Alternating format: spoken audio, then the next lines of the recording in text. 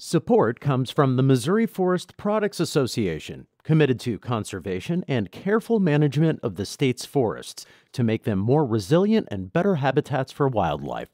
ChooseWood.com. Welcome to St. Louis on the Air. I'm Sarah Fenske. Tim Ude is an artist, but his medium may surprise you. Instead of painting or sculpting, he types. And what he's typing may be just as surprising. He's retyping other people's classic novels. It's been a long-time project of his. 2 years ago, Tim Ude came to the Contemporary Art Museum St. Louis to type works by 4 authors with strong roots here: T.S. Eliot, William S. Burroughs, Stanley Elkin, and Marianne Moore. Now he's taking on another, the great St. Louis writer William Gass, his novel The Tunnel. It will be Ude's longest typing performance yet, and he's here today to explain why he chose it. So, Tim Ude, welcome to the show. Thanks. It's great to be here. So The Tunnel, it was published in 1995. It was both controversial and acclaimed in its day. It seems mostly unknown to younger readers. What led you to choose this work? Well, I've known about Gass's work for quite a while, but very specifically when I was with the CAM in St. Louis, I was invited by Joel Miner at the library at Washington University to tour their special collections, and I got a first-person, up-close look at Gass's manuscripts, including the manuscript for The Tunnel, and I said to myself, wow, I really need to type this. This is massive, and it's interesting, and I had wished at that point that it was on my schedule, and I knew that I had to get back to it. So this book, as I mentioned, it's controversial. Michael Silverblatt of the LA Times called it a, quote, bleak black book. It engenders awe and despair. I have read it in its entirety 4.5 times, each time finding its resonance and beauty so great as to demand another reading. The New Republic, on the other hand, called it a, quote, bloated monster of a book. Now, I know you've been reading it. Where do you fall at this point in time? Well, I think I fall much more with Silverblatt. I think that if you are a reader who values reading at the level of the sentence and at the level of the word, then Gass surprises you on every page, practically every paragraph. I think that it's going to be so worthwhile for me to spend the time with it that I'm going to spend over the month of May to retype it and to read it really, really closely. So how does that typing change the reading of a book? I mean, you're reading it now without typing it, but then you're going to go in and be putting these words coming out through your own hands. In the past, how has that affected your relationship with these novels? Well, I come at it from the perspective of a visual artist, and I'm used to connecting physically to the paper, to the canvas through my hands, and I think this is another way of me extending my physical self to an understanding of something. And so actually retyping and reshaping the sentence that Gass or another author has written and bringing it through my own mechanism and typing it out, I think brings me that much closer. Now, part of what you do is you track down the typewriter used by the writer, not the actual typewriter they used, but the make of typewriter. What is that in this case? So I'll be using an IBM Selectric. In fact, I have 2 of them in case one of them goes down or runs into any mechanical problems. And how does that compare to some of the typewriters you've used over the years? Are you excited about this one? Yeah, I've used a Selectric in a couple other instances. They're a little different in feel from a purely mechanical typewriter. When you touch the keys, it goes off like a gunshot. It's almost startling the first time you press a key on a Selectric. And it's about as far along in the evolution of typewriter to word processor that I will go. Like this is the horizon as far as technology advancement. After the Selectric comes real word processors. I mean, the Selectric itself, as it evolved, started to develop memory capabilities. So this is the most advanced machine that I will use in my project. So you will never do a novel that was typed on a computer or even a word processor?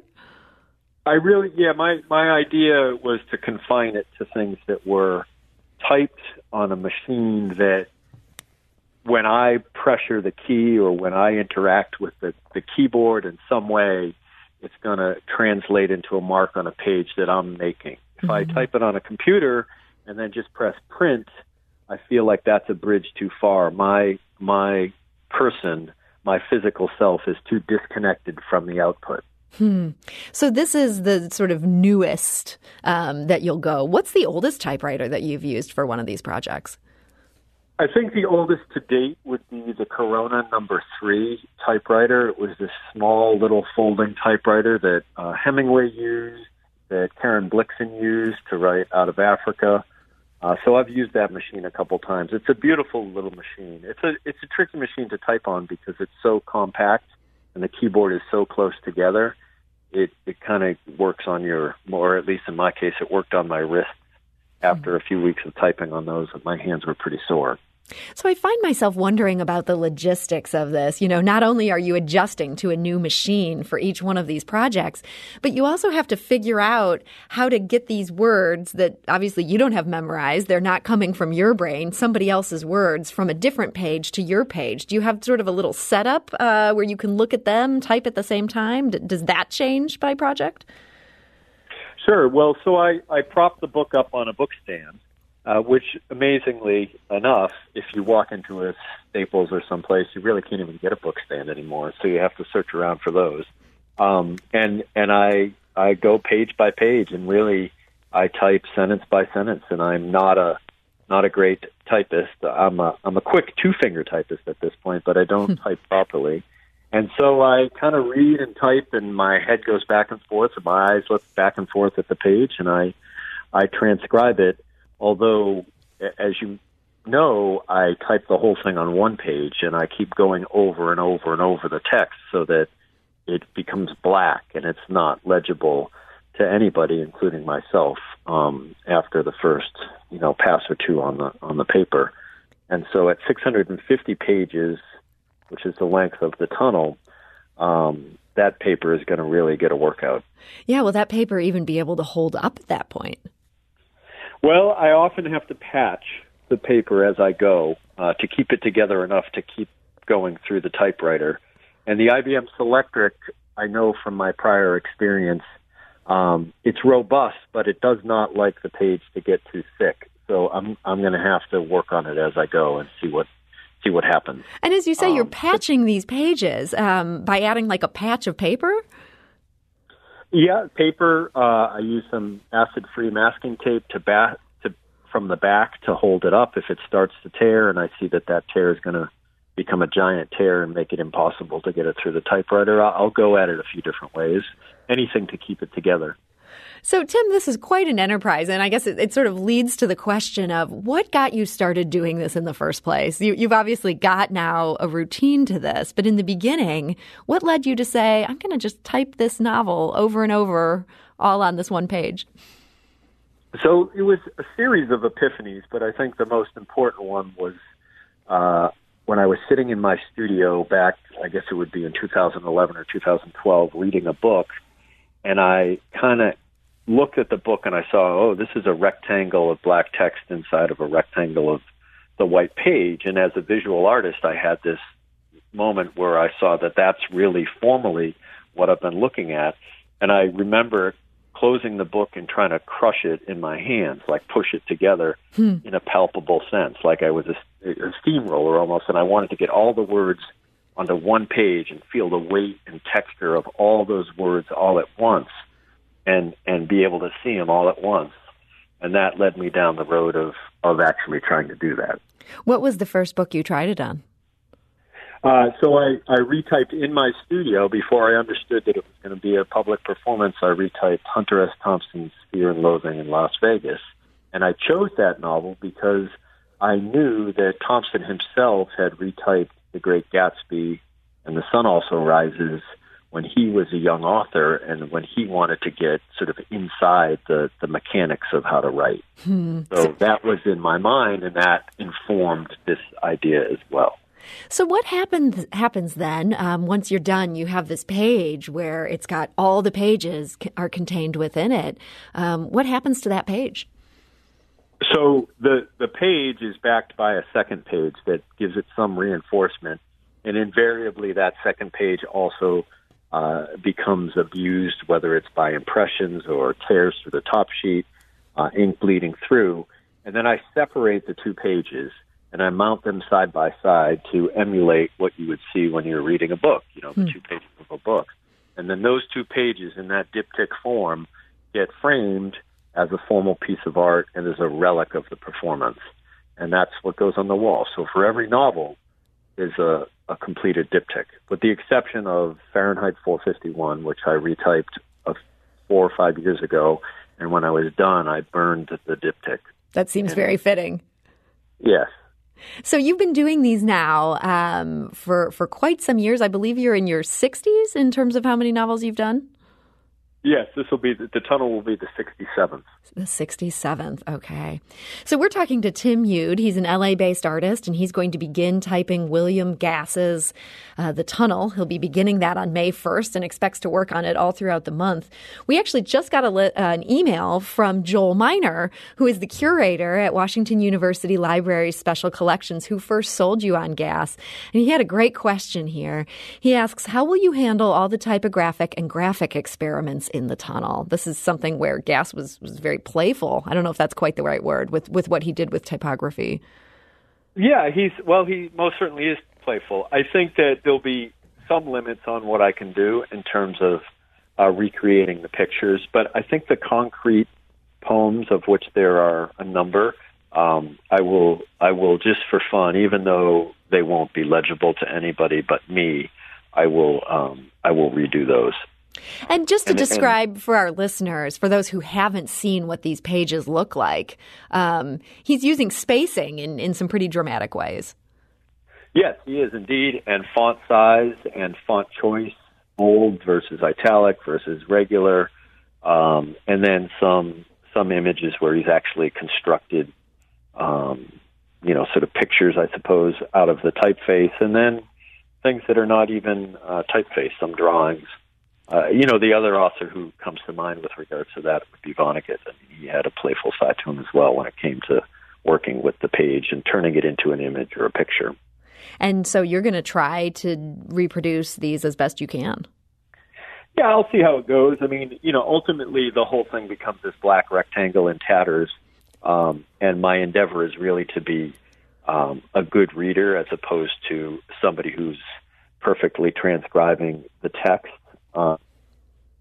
If it becomes a hindrance, then I'm not gonna get hung up on it, but it'll be fun to try. And that email from Joel Miner, he also mentioned for our listeners that they might want to check out digital.wustl.edu/William H. Gass. We'll make sure to get that on our website, stlpublicradio.org, for those who are interested. It's digital.wustl.edu/William H. Gass. It has all sorts of digitized materials in the William H. Gass Papers collection for those who are intrigued to know more about this writer. But Tim, for you, the question I find myself wondering, you've typed famous novels in fascinating places, in churches and famous writers' homes and museums. This one is going to happen in your garage. Why is that? Well, because I'm quarantined like most of the rest of us. And during the course of the quarantine, I was thinking about, well, what could I do? Is there a performance that would fit this particular moment? And as I thought more and more about it, I came upon The Tunnel, and I thought, wow, this actually is the ideal quarantine novel. It's not literally about a quarantine, but it is, in effect, about a man who's trapped in his own mind and his own circumstances, and he's trying to get out of it. And it's a massive book, and it felt weighty, a weighty book for this weighty moment. And I'd done my work with the Cam St. Louis already, so it felt like a natural extension to do something virtually with them. It really does feel like a nice fit. And yet, if you want to be like very on the nose with this, it seems like the perfect place to retype this book would have been a basement. I know that basements aren't as common out on the West Coast, but were you tempted to try to find one where you could wait out the pandemic deep in the bowels of the earth, kind of like this character does in the novel? Well, I've subbed my garage for the basement, and I think that's going to have to fit for me. I do have in my home a California basement, but that is even too cramped for me, and I've typed in some cramped spots, but I can't fit down there between the water heater and the furnace. Yeah, that sounds really uncomfortable. Now, William Gass gave some advice to writers in 2015, and as I was getting ready for this conversation, I stumbled on this, and I gotta say, I just thought this quote was so spot on. I want to share this with our listeners. Gass wrote, "Try to remember that artists in these catastrophic times, along with the serious scientists, are the only salvation for us, if there is to be any. Be happy because no one is seeing what you do, no one is listening to you, no one really cares what may be achieved, but sometimes accidents happen and beauty is born." Do you think the darkness of his worldview just makes him such a good choice for this moment that we're living in, even beyond this novel, The Tunnel? Yeah, I think, I think so. I think that there's a darkness that he felt as a person and that I think he communicates through his writing that transcends the particular moment as well. I mean, his is an existential darkness, and I think that, I feel an affinity for that. I mean, Kohler, his main character, wants to be an optimist, but he's trapped by language, and so he's forced to be a cynic. And I think that that's something that we struggle with as people, as thinking people anyway. Yeah. Well, Tim Ude, I want to thank you so much for joining us today. Of course. It was my pleasure. And if people want to watch this live stream as you take this all on throughout the month of May, where will they go for that? They can go to the Cam St. Louis's website, and they can also go to the website at the Kristen Tierney Gallery in New York, and both will be linking to the live performance on YouTube. Okay, so for people who are familiar with the Contemporary Art Museum St. Louis, better known as CAM, they're going to have that right on their website, and you can watch Tim as he types. So, Tim, thanks again. That's right. Yeah, thank you for having me. This is St. Louis on the Air on St. Louis Public Radio. That's 90.7 KWMU.